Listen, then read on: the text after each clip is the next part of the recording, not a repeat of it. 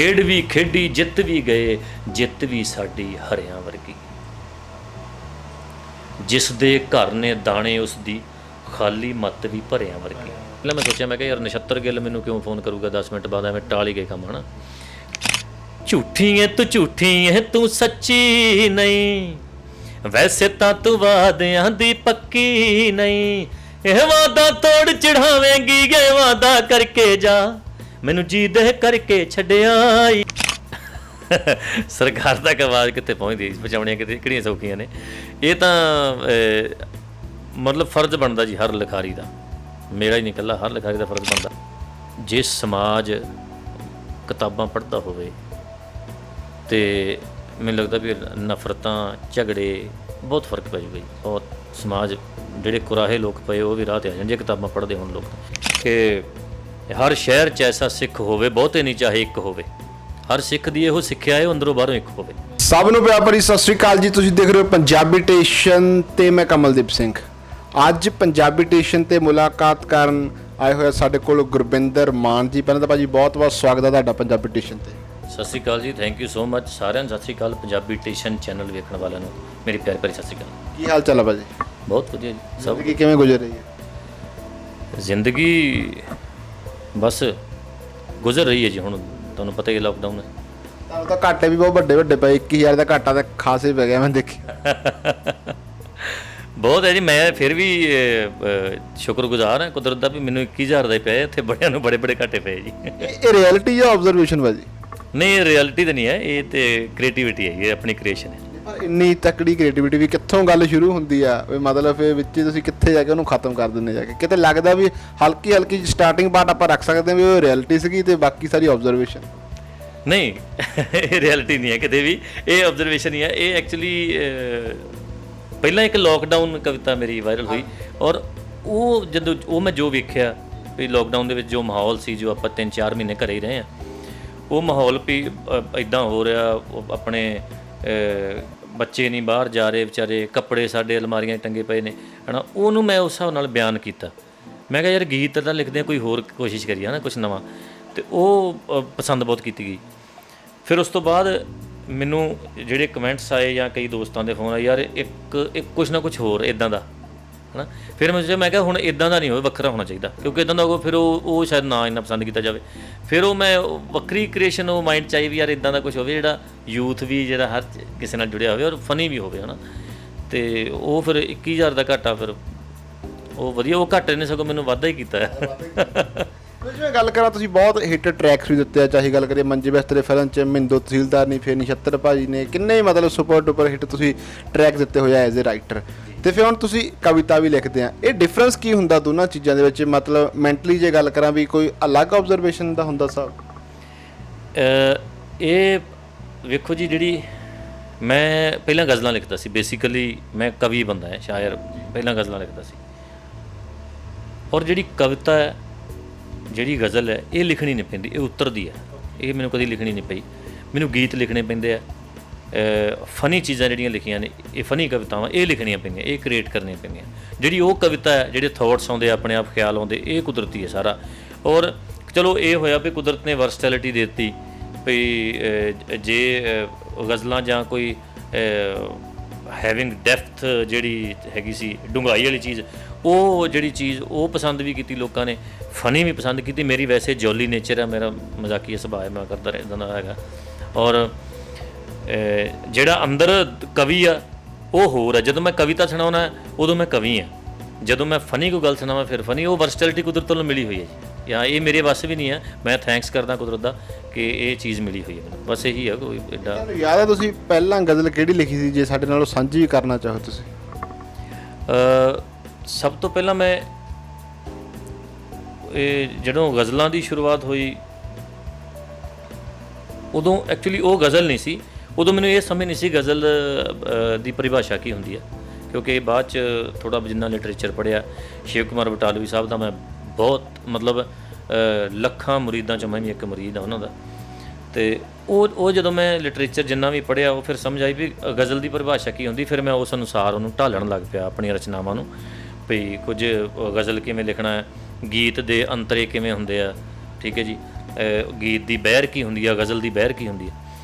ਔਰ ਜਿਹੜੀ ਸਟਾਰਟਿੰਗ ਚੀਜ਼ ਲਿਖੀ ਜਦੋਂ ਆਇਆ ਵੀ ਹਾਂ ਇਹ ਕੁਦਰਤ ਵੱਲੋਂ ਜਿਹੜਾ ਖਿਆਲ ਆਇਆ, ਉਹ ਮੈਂ ਲਿਖਿਆ ਸੀ ਕਿ ਇਹਨਾਂ ਲੰਮੀਆਂ ਰਾਤਾਂ ਨੇ ਕੁਝ ਲਿਖਣ ਲਈ ਮਜਬੂਰ ਕੀਤਾ, ਜਿਹਦੇ ਬਾਰੇ ਵਿੱਚ ਮੈਂ ਲਿਖਿਆ ਉਹਨੇ ਕਿਹਾ ਤੂੰ ਕੀ ਇਹ ਕਸੂਰ ਕੀਤਾ। ਕਲਮ ਲਿਖੀ ਤੁਰੀ ਜਾ ਰਹੀ ਸੀ, ਮੈਂ ਦੱਸੀ ਤੁਰੀ ਜਾ ਰਿਹਾ ਸੀ, ਇੰਜ ਲੱਗਾ ਜਿਵੇਂ ਮੇਰੀ ਰਚਨਾ ਤੇ ਕੋਈ ਖਿੜਖੜਾ ਕੇ ਹੱਸੀ ਤੁਰੀ ਜਾ ਰਿਹਾ ਸੀ। ਸ਼ਾਇਦ ਮੇਰਾ ਜ਼ਮੀਰ ਸੀ, ਜਾਂ ਮੇਰੀ ਤਕਦੀਰ ਸੀ, ਜਾਂ ਫਿਰ ਮੇਰੀ ਹੀਰ ਸੀ, ਜਿਹਦਾ ਨਾਮ ਮੈਂ ਆਪਣੇ ਨਾਂ ਨਾਲ ਲਿਖ ਬਦਨਾਮ ਕੀਤਾ, ਮਸ਼ਹੂਰ ਕੀਤਾ, ਜਿਹਦੇ ਬਾਰੇ ਵਿੱਚ ਮੈਂ ਲਿਖਿਆ ਉਹਨੇ ਕਿਹਾ ਤੂੰ ਕੀ ਇਹ ਕਸੂਰ ਕੀਤਾ। ਇਹਨਾਂ ਲੰਮੀਆਂ ਰਾਤਾਂ ਨੇ ਕੁਝ ਲਿਖਣ ਲਈ ਮਜਬੂਰ। ਇਹ ਪਹਿਲੀ ਚੀਜ਼ ਮੈਂ ਲਿਖੀ। ਮੈਂ ਉਹੀ ਸੋਚਿਆ ਵੀ ਪਹਿਲੀ ਚੀਜ਼ ਉਹ ਵੀ ਇੰਨੀ ਸੁਲਝੀ ਹੋਈ, ਇਹ ਕੁਦਰਤ ਵੱਲੋਂ ਹੀ ਹੈ ਜੀ। ਤੁਹਾਨੂੰ ਇਦਾਂ ਨਹੀਂ ਲੱਗਾ ਵੀ ਗੁਰਵਿੰਦਰ ਸਿੰਘ ਇਹ ਤਾਂ ਤੇਰੇ ਅੰਦਰ ਟੈਲੈਂਟ ਬਹੁਤ ਖਤਰਨਾਕ ਆ ਵੀ ਤੂੰ ਕਿੱਥੇ ਦੱਬੀ ਬੈਠਾ ਸੀ? ਕਿਉਂਕਿ ਜੇ ਪਹਿਲੀ ਰਚਨਾ ਹੀ ਮਤਲਬ ਇਸ ਲੈਵਲ ਦੀ ਲਿਖ ਹੋ ਜਾਵੇ, ਬੰਦਾ ਖੁਦ ਤੋਂ ਵੀ ਹੈਰਾਨ ਹੁੰਦਾ ਵੀ ਸੱਚੀ ਮੈਂ ਹੀ ਲਿਖੀ ਹੈ। ਇਹ ਹੋਇਆ ਸੀ ਜੀ, ਮੈਂ ਆਪਣੇ ਆਪ ਤੋਂ ਹੈਰਾਨ। ਮੇਰੇ ਕਈ ਜਿਹੜੇ ਮੇਰੀ ਜੋਲੀ ਨੇਚਰ ਤੋਂ ਮੈਨੂੰ ਜਾਣਦੇ ਆ ਸਾਰੇ, ਮੈਂ ਤਾਂ ਪਹਿਲਾਂ ਦਿਖਾਉਂਦਾ ਨਹੀਂ ਸੀ, ਡਰਦਾ ਉਹਨਾਂ ਨੂੰ ਜੋ ਲਿਖਦਾ ਸੀ ਵੀ ਯਾਰ ਇਹ ਲਿਖਿਆ, ਪਤਾ ਨਹੀਂ ਇਹ ਕੀ ਕਹਿਣਗੇ ਵੀ ਆਹ ਕੀ ਲਿਖਿਆ। ਔਰ ਕੁਝ ਬੰਦੇ ਤਾਂ ਮੰਨੇ ਹੀ ਨਹੀਂ ਪਹਿਲਾਂ, ਉਹ ਕਹਿੰਦੇ ਵੀ ਯਾਰ ਇਹ ਤੂੰ ਨਹੀਂ ਲਿਖਿਆ। ਉਹ ਮੈਂ ਕਿਹਾ ਮੈਂ ਵੀ ਨਹੀਂ ਮੰਨਦਾ ਮੈਨੇ ਕਿਹਾ, ਮਤਲਬ ਮੇਰੇ ਮਨ 'ਚ ਵੀ ਨਹੀਂ ਆਉਂਦੀ ਵੀ ਮੈਨੂੰ ਵੀ ਐਂ ਲੱਗਦਾ ਪਤਾ ਨਹੀਂ ਯਾਰ ਕੁਦਰਤ ਕਿਵੇਂ ਇਹ ਚੀਜ਼ਾਂ ਲਿਖਾਈ ਜਾਂਦੀ ਹੈ। ਔਰ ਫਿਰ ਉਸ ਤੋਂ ਬਾਅਦ ਜਦੋਂ ਇਹ ਇੱਕ ਲੱਤ ਲੱਗਦੀ ਹੈ ਨਾ ਬੰਦੇ ਨੂੰ ਵੀ ਗਜ਼ਲਾਂ ਵਾਲੀ, ਫਿਰ ਉਸ ਟਾਈਮ 'ਚ ਹੁਣ ਬਾਅਦ 'ਚ ਕਮਰਸ਼ਲਾਈਜ਼ ਹੋਣਾ ਪਿਆ ਰੋਜ਼ੀ ਰੋਟੀ ਕਰਕੇ। ਜਦੋਂ ਗੀਤ ਹਿੱਟ ਹੋਏ ਫਿਰ ਕਮਰਸ਼ਲਾਈਜ਼ ਹੋਣਾ ਪਿਆ। ਪਰ ਗਜ਼ਲਾਂ ਮੈਂ ਅੱਜ ਵੀ ਲਿਖਦਾ, ਉਹ ਮੈਂ ਛੱਡ ਨਹੀਂ ਸੀ। ਮੈਂ ਤੁਹਾਨੂੰ ਪਹਿਲਾਂ ਕਿਹਾ ਕਿ ਉਹ ਮੇਰੇ ਅੰਦਰ ਹੈ, ਉਹ ਤਾਂ ਅੰਦਰੋਂ ਆਉਣੀ ਹੈ ਬਾਹਰ। ਉਹ ਜਦੋਂ ਬਾਹਰ ਆਉਂਦੀ ਫਿਰ ਉਹ ਪੂਰੀ ਨਿਕਲ ਕੇ ਆਉਂਦੀ ਹੈ। ਔਰ ਉਹ ਚੀਜ਼ਾਂ ਜਿਹੜੀਆਂ ਗਜ਼ਲਾਂ ਨੇ ਇਹਨਾਂ ਦੀ ਹੁਣ ਬੁੱਕ ਵੀ ਮੈਂ ਰਿਲੀਜ਼ ਕਰਾਊਂਗਾ ਹੌਲੀ ਹੌਲੀ। ਫਿਰ ਮੈਂ ਜਦੋਂ ਬੰਦਾ ਸਲਾਹ ਲੈਂਦਾ ਹੈ, ਇੱਕ ਤਾਂ ਪਹਿਲਾਂ ਦੋਸਤਾਂ ਦੀ ਸਲਾਹ, ਫਿਰ ਜਿਹੜੇ ਇਸ ਚੀਜ਼ ਨੂੰ ਸਮਝਦੇ ਨੇ, ਮਤਲਬ ਸਾਹਿਤ ਦੇ ਨੇੜੇ ਆ, ਜਿਹੜੇ ਜਿਨ੍ਹਾਂ ਨਾਲ ਪਿਆਰ ਬਣਿਆ। ਮੇਰੀ ਘੋਗੀ ਭਾਜੀ ਨਾਲ ਵੀ ਸਾਹਿਤਕ ਸਾਂਝ ਆ। ਭਾਜੀ ਨੂੰ ਵੀ ਜਦੋਂ ਇੱਕ ਦੋ ਚੀਜ਼ਾਂ ਮੈਂ ਸੁਣਾਈਆਂ ਅਤੇ ਭਾਜੀ ਨਾਲ ਬੜਾ ਪਿਆਰ, ਹੁਣ ਮੇਰਾ ਆਦਾਨ ਪ੍ਰਦਾਨ ਉਹਨਾਂ ਨਾਲ ਹੁੰਦਾ ਰਹਿੰਦਾ। ਅਤੇ ਫਿਰ ਮੈਂ ਭਾਜੀ ਨੂੰ ਕਿਹਾ, ਮੈਂ ਆਪਣੀਆਂ ਬੁੱਕ ਰਿਲੀਜ਼ ਕਰਾਉਣੀ ਹੈ ਭਾਜੀ ਗਜ਼ਲਾਂ ਦੀ।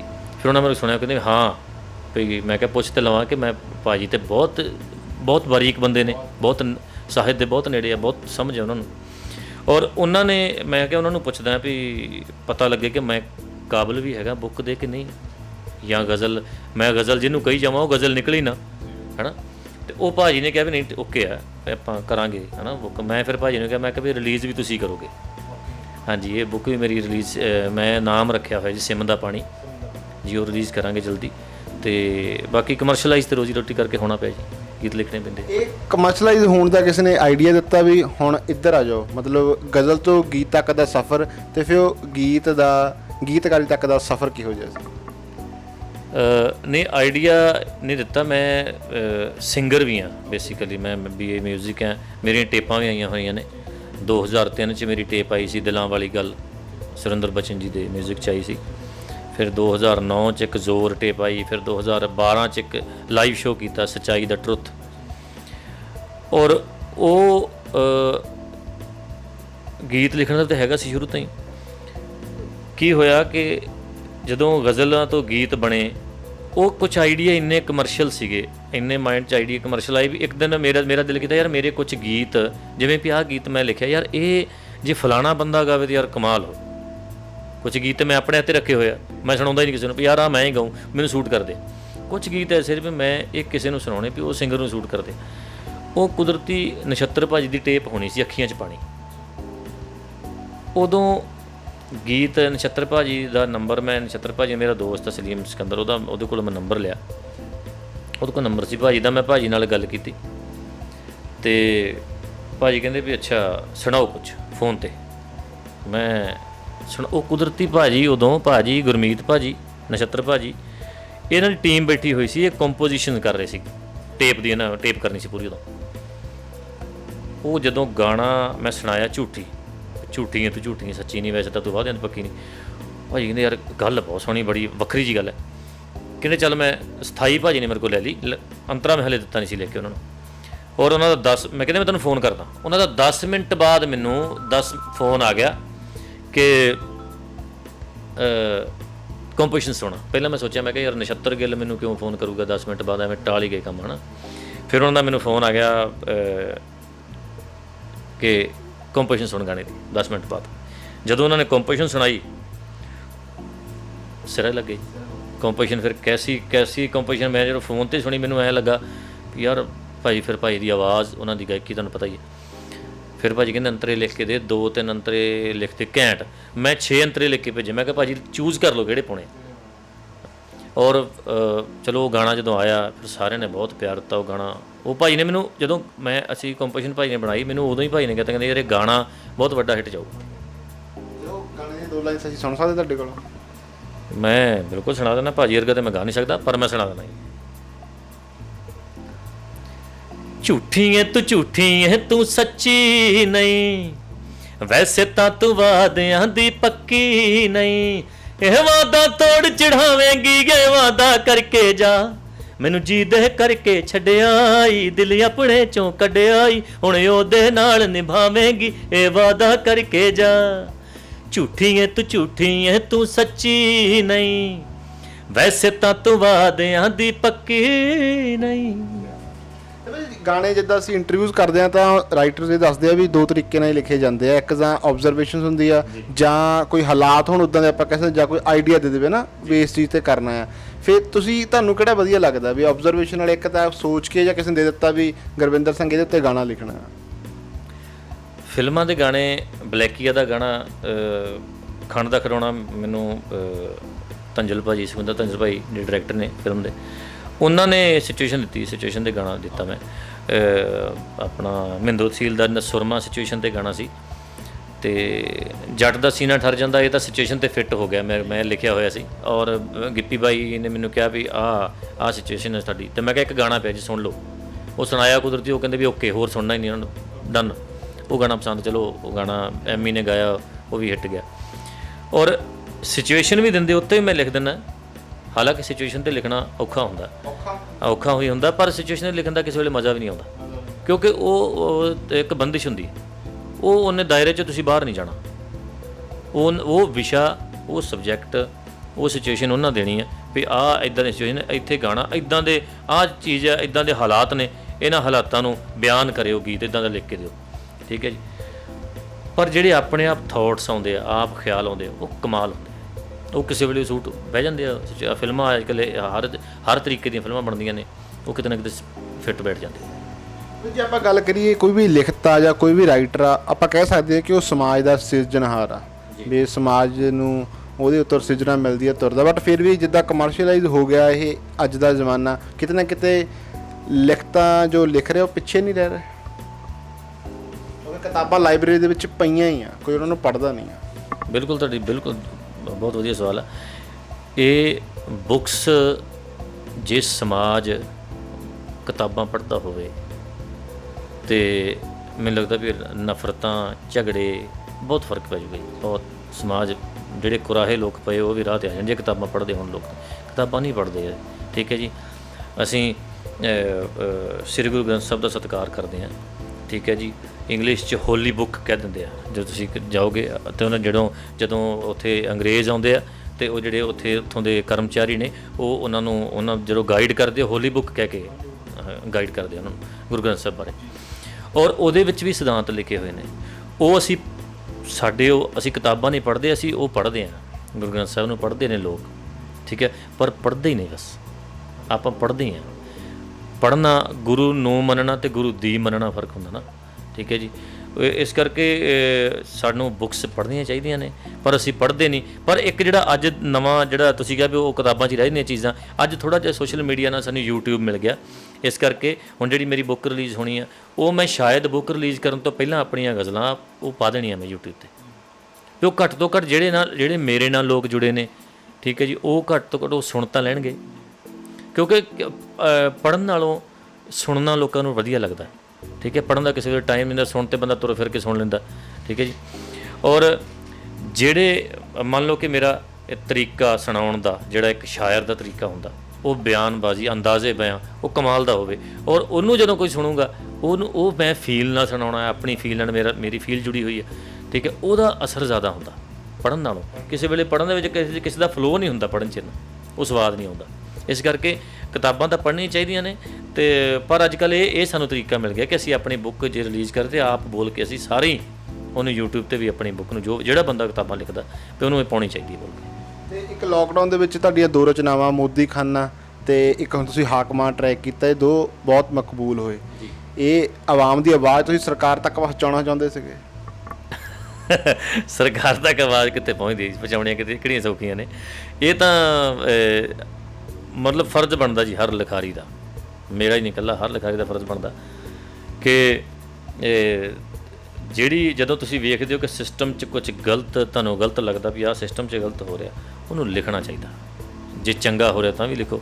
ਮੋਦੀ ਖਾਨਾ ਚੰਗਾ ਹੋ ਰਿਹਾ ਸੀ, ਉਹ ਚੰਗਾ ਕੰਮ ਕੀਤਾ, ਅਤੇ ਫਿਰ ਉਹ ਮੇਰੇ ਮਨ 'ਚ ਆਇਆ ਕਿ ਇਹ ਮੈਂ ਉਹਦੇ ਲਿਖਿਆ ਵੀ ਹੱਕ 'ਚ ਲਿਖੋ ਕਿ ਇੱਕ ਮੋਦੀ ਖਾਨਾ ਖੁੱਲ੍ਹਿਆ ਹੈ ਲੋਕਾਂ ਦੀਆਂ ਅੱਖਾਂ ਖੋਲ੍ਹਣ ਲਈ, ਇੱਕ ਸਿੱਖ ਆਇਆ ਨਾਨਕ ਦਾ ਫਿਰ ਤੇਰਾ ਤੇਰਾ ਤੋਲਣ ਲਈ। ਠੀਕ ਹੈ ਜੀ। ਉਹਦੇ ਵਿੱਚ ਮੈਂ ਲਿਖਿਆ ਸੀ ਕਿ ਹਰ ਸ਼ਹਿਰ 'ਚ ਐਸਾ ਸਿੱਖ ਹੋਵੇ, ਬਹੁਤੇ ਨਹੀਂ ਚਾਹੇ ਇੱਕ ਹੋਵੇ, ਹਰ ਸਿੱਖ ਦੀ ਇਹੋ ਸਿੱਖਿਆ ਹੈ ਅੰਦਰੋਂ ਬਾਹਰੋਂ ਇੱਕ ਹੋਵੇ। ਗੁਰਬਿੰਦਰ ਮਾਨਾ ਉਹ ਨਹੀਂ ਆਇਆ ਇੱਥੇ ਕੂੜ ਦਾ ਕੂੜਾ ਫੋਲਣ ਲਈ, ਇੱਕ ਸਿੱਖ ਆਇਆ ਨਾਨਕ ਦਾ। ਹੁਣ ਉਹ ਜਿਹੜੀ ਗੱਲ ਸੀ ਉਹ ਚੰਗੇ ਦੇ ਨਾਲ ਖੜਨ ਦੀ ਗੱਲ ਸੀ ਵੀ ਯਾਰ ਉਹਦੇ ਨਾਲ ਖੜੋ। ਅਸੀਂ ਇਹੋ ਸਾਡਾ ਲਿਖਾਰੀ ਦਾ ਫਰਜ਼, ਅਸੀਂ ਇਸ ਤਰੀਕੇ ਨਾਲ ਖੜਦੇ ਹਾਂ। ਪਹਿਲੇ ਅਸੀਂ ਤੁਹਾਡੇ ਨਾਲ ਲਿਖ ਕੇ ਤੁਹਾਡੇ ਹੱਕ 'ਚ ਪਾਤਾ, ਅਸੀਂ ਵੀ ਤੁਹਾਡੇ ਨਾਲ ਖੜ੍ਹੇ ਹਾਂ। ਠੀਕ ਹੈ ਜੀ। ਔਰ ਉਹਨੂੰ ਪਸੰਦ ਕੀਤਾ। ਫਿਰ ਹਾਕਮ ਜੀ ਸਿਸਟਮ ਜੋ ਖਰਾਬ ਹੋ ਰਿਹਾ ਵੀ ਹਾਕਮ ਜੀ ਸਾਡੀ ਬੇਨਤੀ ਕੀਤੀ, ਤਾਂ ਬੇਨਤੀ ਸੀ ਮੈਂ, ਹੈ ਤਾਂ ਬੇਨਤੀ ਹੈ ਵੀ ਹਾਕਮ ਜੀ ਸਾਡੀ ਬੇਨਤੀ ਹੈ ਇਹਨਾਂ ਗੱਲਾਂ 'ਤੇ ਜ਼ੋਰ ਦਿਓ। ਇੱਥੇ ਭੁੱਖੇ ਰੱਜ ਕੇ ਸੌਂ ਜਾਂਦੇ ਅਤੇ ਰੱਜੇ ਕਹਿੰਦੇ ਹੋਰ ਦਿਓ। ਔਰ ਇਹ ਸੱਚਾਈ ਵੀ ਹੈ, ਇਹਦੇ ਵਿੱਚ ਕੋਈ ਗਲਤ ਨਹੀਂ। ਪਰ ਸਾਡੀ ਜਿਹੜੀ ਆਵਾਜ਼ ਦੀ ਤੁਸੀਂ ਗੱਲ ਪਈ, ਆਵਾਜ਼ ਪਹੁੰਚੇ, ਆਵਾਜ਼ਾਂ ਇਹ ਨਹੀਂ ਕਿ ਹਾਕਮਾਂ ਤੱਕ ਪਹੁੰਚਦੀਆਂ ਨਹੀਂ, ਪਹੁੰਚਦੀਆਂ ਨੇ, ਅਤੇ ਪਰ ਤੁਹਾਨੂੰ ਪਤਾ ਹੀ ਹੈ ਫਿਰ। ਇਹ ਮੈਂ ਤੁਹਾਡੀ ਜ਼ਿੰਦਗੀ ਦੇ ਤਜਰਬੇ 'ਚੋਂ ਇਹਦਾ ਆਨਸਰ ਲੈਣਾ ਚਾਹੁੰਦਾ। ਜਿੱਦਾਂ ਆਪਾਂ ਹੁਣ ਸਿਸਟਮ ਦੀ ਗੱਲ ਇਹ ਕੀਤੀ ਹੈ, ਥੋੜ੍ਹੇ out of the box question ਹੋਊਗਾ। ਆਪਾਂ ਗੱਲ ਕੀਤੀ ਤਾਂ ਜਦੋਂ ਚੱਲ ਪਈ ਵੀ ਅਸੀਂ ਵੀ ਜਦੋਂ ਛੋਟੇ ਛੋਟੇ ਅਸੀਂ ਇਹੀ ਸੁਣਦੇ ਹਾਂ ਵੀ ਸਿਸਟਮ ਖਰਾਬ ਆ, ਸਿਸਟਮ ਖਰਾਬ ਆ, ਵੀ ਇੱਦਾਂ ਹੀ ਆ। ਫਿਰ ਇਹਦਾ ਕੋਈ ਕਨਕਲੂਜ਼ਨ ਕਿਉਂ ਨਹੀਂ ਹੋ ਰਿਹਾ ਜੀ? ਕਿਉਂਕਿ ਉੱਪਰ ਵੀ ਜੇ ਬੰਦੇ ਬੈਠੇ, ਜੇ ਕਿਤੇ ਬੈਠੇ ਆ, ਉਹ ਵੀ ਆਪਣੇ ਵਰਗੇ ਇਨਸਾਨ ਹੀ ਆ, ਕਿਤੇ ਨਾ ਕਿਤੇ ਉਹ ਵੀ ਕਾਮਨ ਹੁੰਦੇ ਆ, ਉਹੀ ਉੱਪਰ ਜਾਂਦੇ, ਫਿਰ ਕਰਪਟ ਕਿਉਂ ਹੋ ਜਾਂਦੇ? ਵੇਖੋ ਜੀ, ਅਸੀਂ ਇਹ ਚਲੋ ਵੱਡੀਆਂ ਗੱਲਾਂ ਨੇ, ਇਹ ਤਾਂ ਹੁਣ ਕਿਉਂ ਹੋ ਜਾਂਦੇ ਆ ਭਈ ਮੈਂ ਤਾਂ ਹਾਲੇ ਉੱਪਰ ਗਿਆ ਨਹੀਂ। ਮੈਂ ਜੇ ਪਹੁੰਚੂਗਾ ਫਿਰ ਵੇਖਦੇ ਹਾਂ ਵੀ ਹੁੰਦਾ ਕਿ ਨਹੀਂ ਹੁੰਦਾ। ਮੈਂ ਸੁਣਿਆ ਕਿ ਇਹ ਚੀਜ਼ ਜਿਹੜੀ ਹੁੰਦੀ ਹੈ, ਇਹ ਜਦੋਂ ਉੱਪਰ ਲੈ ਕੇ ਜਾਂਦੀ ਹੈ ਕੋਈ ਚੀਜ਼, ਤੁਹਾਨੂੰ ਦਿਮਾਗ ਖਰਾਬ ਹੁੰਦਾ ਹੀ ਹੈ। ਉਹ ਹਰ ਕਿਸੇ ਦਾ ਦਿਮਾਗ ਖਰਾਬ ਕਰ ਦਿੰਦੀ ਹੈ। ਫਿਰ ਇੱਕ ਵਾਰੀ ਨਾ ਇੱਕ ਗੱਲ ਸੁਣੀ ਸੀ ਮੈਂ ਕਿ ਇੱਕ ਬੜੀ ਕਮਾਲ ਦੀ ਗੱਲ ਹੈ, ਛੋਟੀ ਜੀ। ਇੱਕ ਬੰਦਾ, ਉਹਦਾ ਦੋਸਤ ਮੰਤਰੀ ਬਣ ਗਿਆ, ਉਹ ਬਣ ਗਿਆ ਐਮਐਲਏ ਬਣ ਗਿਆ, ਦੋਸਤ ਬਹੁਤ ਉਹਦਾ ਕਲੋਜ਼, ਉਹਦਾ ਗਹਿਰਾ ਦੋਸਤ ਉਹਦਾ ਐਮਐਲਏ ਬਣ ਗਿਆ। ਅਤੇ ਉਹ ਨਾ ਜਦੋਂ ਉਹਦੇ 5 ਸਾਲ ਗਏ ਅਤੇ ਉਹ ਅਗਲੀ ਚੋਣ ਉਹ ਨਹੀਂ ਜਿੱਤਿਆ ਜਾਂ ਲੜਿਆ ਨਹੀਂ ਕੁਝ ਵੀ, ਉਹ ਆਪਣੀ ਪਦਵੀ ਤੋਂ ਥੱਲੇ ਆ ਗਿਆ। ਉਸ ਤੋਂ ਬਾਅਦ ਉਹ ਫਿਰ ਉਹਨੂੰ ਮਿਲਣ ਗਿਆ, ਉਹੀ ਦੋਸਤ ਪੁਰਾਣਾ। ਉਹ ਉਹਨੂੰ ਕਹਿੰਦਾ ਪਤੰਦਰਾ ਜਦੋਂ ਮੈਂ ਐਮਐਲਏ ਸੀ ਉਦੋਂ ਤੂੰ ਆਇਆ ਨਹੀਂ, ਉਦੋਂ ਤੋਂ ਆਇਆ ਨਹੀਂ। ਕਹਿੰਦਾ ਹੁਣ ਤੂੰ ਮੈਨੂੰ ਮਿਲਣਾ, ਕੋਈ ਕੰਮ ਕੱਢ ਲੈਂਦੇ ਆਪਾਂ, ਤੇਰਾ ਕੰਮ ਕਰਾ ਦਿੰਦਾ। ਕਹਿੰਦਾ ਭਾਜੀ ਮੈਂ ਉਦੋਂ ਆਇਆ ਸੀ, ਤੁਸੀਂ ਕਹਿੰਦਾ ਫਲਾਣੇ ਜਿਹੜਾ ਟਾਵਰ ਸੀ ਨਾ, ਉਹ ਜਿਹੜਾ 150 ਫੁੱਟ ਟਾਵਰ ਜਿਹੜਾ ਉਹ ਫਲਾਣੀ ਜਗ੍ਹਾ 'ਤੇ ਲੱਗਾ, ਉਹਦੇ ਲਾਗੇ ਕੋਈ ਉਦਘਾਟਨ ਕੀਤਾ ਸੀ ਕਿਸੇ ਚੀਜ਼ ਦਾ, ਉਦੋਂ ਮੈਂ ਆਇਆ ਸੀ, ਤੁਸੀਂ ਮੇਰੇ ਵੱਲ ਵੇਖਿਆ ਹੀ ਨਹੀਂ। ਅਤੇ ਉਦੋਂ ਐਮਐਲਏ ਪਤਾ ਕੀ ਕਹਿੰਦਾ ਉਦੋਂ ਤਾਂ ਮੈਨੂੰ ਉਹ ਟਾਵਰ ਵੀ ਨਹੀਂ ਹੁੰਦੀ ਦਾ 120 ਫੁੱਟਾ, ਤੂੰ ਕਿੱਥੋਂ ਦੇਖਣਾ ਹੈ ਭਰਾਵਾ। ਇਹ ਜਦੋਂ ਉਚਾਈਆਂ ਹੁੰਦੀਆਂ ਨੇ ਨਾ, ਇਹ ਉਦੋਂ ਬੰਦੇ ਦਿਖਦੇ ਨਹੀਂ ਹੁੰਦੇ। ਇਹ ਉਹਨਾਂ ਦਾ ਕਸੂਰ ਨਹੀਂ ਆ, ਇਹ ਹੋ ਜਾਂਦਾ ਇਨਸਾਨ, ਇਹ ਸਦਾ ਇਨਸਾਨ ਹੀ ਰਵੇ, ਇਹਦੀ ਗਰੰਟੀ ਕੋਈ ਨਹੀਂ। ਠੀਕ ਹੈ ਜੀ। ਅਤੇ ਇਨਸਾਨ ਭਗਵਾਨ ਹੀ ਬਣ ਜਾਂਦਾ, ਇਨਸਾਨ ਸ਼ੈਤਾਨ ਹੀ ਬਣ ਜਾਂਦਾ। ਗੁਰਵਿੰਦਰ ਭਾਜੀ, ਹੋਰ ਅਪਕਮਿੰਗ ਪ੍ਰੋਜੈਕਸ਼ਨ ਕਿਹੜੇ ਆ ਰਹੇ? ਅਪਕਮਿੰਗ ਪ੍ਰੋਜੈਕਟ ਆ ਰਿਹਾ ਜੀ, ਇੱਕ ਮੂਵੀ ਆ ਰਹੀ ਨਹੀਂ ਮੈਂ ਸੱਸ ਕੁੱਟਣੀ, ਇੱਕ ਉਹ 'ਚ ਗੀਤ ਆ ਰਿਹਾ, ਇੱਕ ਕੁਲਵਿੰਦਰ ਬਿੱਲੇ ਦੀ ਮੂਵੀ ਆ ਰਹੀ ਹੈ ਨਿਸ਼ਾਨਾ, ਉਹਦੇ 'ਚ ਗੀਤ ਆ ਰਿਹਾ। ਅਤੇ ਬਾਕੀ ਪ੍ਰੋਜੈਕਟ ਤਾਂ ਲਾਈਨ 'ਚ ਲੱਗੇ ਹੋਏ ਸੀ, ਲੋਕਡਾਊਨ ਕਰਕੇ ਥੋੜ੍ਹੇ ਪੋਸਟਪੋਨ ਹੋ ਗਏ। ਅਤੇ ਉਹ ਹੁਣ ਇੱਕ ਦੋ ਕਵਿਤਾਵਾਂ ਵੀ ਮੈਂ ਹੁਣ ਨਵੀਆਂ ਲਿਖੀਆਂ ਹੋਈਆਂ ਨੇ, ਉਹ ਵੀ ਪਾ ਦਿਆਂਗੇ ਆਪਾਂ। ਅਤੇ ਬਾਕੀ ਨਵਾਂ ਕੁਛ ਨਾ ਕੁਛ ਲਿਖੀ ਜਾਂਦੇ ਹਾਂ। ਅਤੇ ਇੱਕ ਲੇਟੈਸਟ ਇੱਕ ਗਜ਼ਲ ਲਿਖੀ ਸੀ, ਅਤੇ ਮੈਂ ਉਹਦੇ ਨਜ਼ਰ ਕਰ ਦਿੰਦਾ, ਤੁਸੀਂ ਕਹੋ ਕਿ ਮੈਂ ਗਾ ਕੇ ਨਹੀਂ ਬੋਲ ਕੇ ਸੁਣਾਊਂਗਾ, ਉਹ ਕੰਪੋਜ਼ ਨਹੀਂ ਕੀਤੀ। ਉਹ ਹੈਗੀ ਹੈ ਕਿ ਜ਼ਿੰਦਗੀ ਹੋ ਗਈ ਮਰਿਆਂ ਵਰਗੀ, ਜ਼ਿੰਦਗੀ ਹੋ ਗਈ ਮਰਿਆਂ ਵਰਗੀ, ਘੜੀ ਵੀ ਲੱਗਦੀ ਵਰਿਆਂ ਵਰਗੀ। ਬਾਹਰੋਂ ਹਿੰਮਤ ਤਾਕਤ ਪੂਰੀ, ਬਾਹਰੋਂ ਹਿੰਮਤ ਤਾਕਤ ਪੂਰੀ, ਅੰਦਰੋਂ ਹਾਲਤ ਡਰਿਆਂ ਵਰਗੀ। ਖੇਡ ਵੀ ਖੇਡੀ ਜਿੱਤ ਵੀ ਗਏ, ਖੇਡ ਵੀ ਖੇਡੀ ਜਿੱਤ ਵੀ ਗਏ, ਜਿੱਤ ਵੀ ਸਾਡੀ ਹਰਿਆਂ ਵਰਗੀ। ਜਿਸ ਦੇ ਘਰ ਨੇ ਦਾਣੇ ਉਸ ਦੀ ਖਾਲੀ ਮੱਤ ਵੀ ਭਰਿਆਂ ਵਰਗੀ। ਜਿਸ ਖੋਟੀ ਨੂੰ ਖਰੇ ਮਿਲ ਗਏ ਉਹ ਤੇ ਆਪੇ ਖਰਿਆਂ ਵਰਗੀ। ਉਲਝ ਗਏ ਆ ਹੁਣ ਨਹੀਂ ਲੱਭਣੀ, ਉਲਝ ਗਏ ਆ ਹੁਣ ਨਹੀਂ ਲੱਭਣੀ, ਮੌਜ ਓਏ ਬੋੜਾਂ ਥੜਿਆਂ ਵਰਗੀ। ਹਾਕਮ ਸਾਡੇ ਪੜ੍ਹੇ ਲਿਖੇ ਪਰ ਗੱਲ ਨਹੀਂ ਕਰਦੇ ਪੜ੍ਹਿਆਂ ਵਰਗੀ। ਗੁਰਵਿੰਦਰ ਮਾਨਾ ਕਿਹਨੇ ਲਿਖਤੀ ਕਿਸਮਤ ਕੱਚਿਆਂ ਘੜਿਆਂ ਵਰਗੀ। ਜ਼ਿੰਦਗੀ ਹੋ ਗਈ ਮਰਿਆਂ ਵਰਗੀ, ਘੜੀ ਵੀ ਲੱਗਦੀ ਵਰਿਆਂ ਵਰਗੀ। ਅਸਲੀ ਗੁਰਵਿੰਦਰ ਮਾਨ ਤੇ ਇਹੀ ਆ, ਕਮਰਸ਼ੀਅਲ ਤਾਂ ਉਹ ਤਾਂ ਚੱਲਦਾ ਰਹਿੰਦਾ। ਤੇ ਭਾਜੀ ਬਹੁਤ ਚੰਗਾ ਲੱਗਾ ਸਾਨੂੰ ਵੀ ਅੱਜ ਅਸਲੀ ਗੁਰਵਿੰਦਰ ਮਾਨ ਜੀ ਨੂੰ ਮਿਲ ਕੇ ਜੀ, ਤੇ ਬਹੁਤ ਬਹੁਤ ਸ਼ੁਕਰੀਆ ਤੇ ਬੈਸਟ ਆਫ ਲੱਕ ਆ ਤੁਹਾਡੇ ਅਪਕਮਿੰਗ ਪ੍ਰੋਜੈਕਟਸ ਲਈ। ਤੇ ਅਸੀਂ ਇਹੀ ਦੁਆ ਕਰਦੇ ਹਾਂ ਕਿ ਤੁਸੀਂ ਹੋਰ ਤਰੱਕੀਆਂ ਕਰਦੇ ਰਹੋ ਤੇ ਮਾਰੇ ਤੁਹਾਨੂੰ ਚੜ੍ਹਦੀਆਂ ਕਲਾ ਰੱਖਣ। Thank you so much. Punjabi station channel ਵੇਖਣ ਵਾਲਿਆਂ ਨੂੰ ਮੇਰੇ ਵੱਲੋਂ ਇੱਕ ਵਾਰੀ ਫੇਰ ਪਿਆਰ ਭਰੀ ਸਤਿ ਸ਼੍ਰੀ ਅਕਾਲ। ਥੈਂਕ ਯੂ ਸੋ ਮੱਚ। ਜਿਉਂਦੇ ਵਸਦੇ ਰਹੋ। ਸਤਿ ਸ਼੍ਰੀ ਅਕਾਲ। ਸਤਿ ਸ਼੍ਰੀ ਅਕਾਲ ਜੀ, ਤੇ ਤੁਸੀਂ ਦੇਖਦੇ ਰਹੋ ਪੰਜਾਬੀ ਟੇਸ਼ਨ।